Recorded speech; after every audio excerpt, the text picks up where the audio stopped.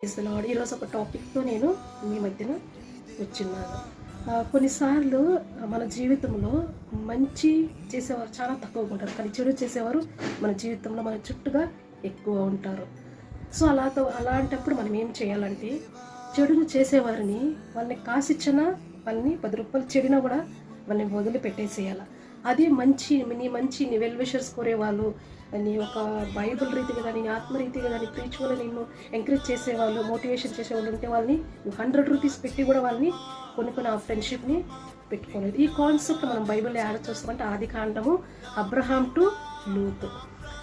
వాళ్ళు ఇరువురు ఉన్నప్పుడు అన్న కొడుకే లోతు, కానీ ఎటువంటిగా ఆశపడిండు, సొదొమ గొమొర తన కంటికి పచ్చగా కనిపించే ఒక స్థలాన్ని చూస్ చేసిండు. కానీ యేసయ్య దేవుడు ఏం చెప్పిండు, నువ్వు లోతుకి అది ఇచ్చేసి పంపించేసే.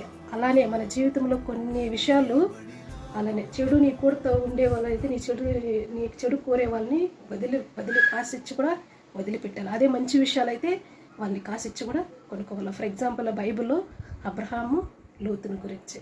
Thank you.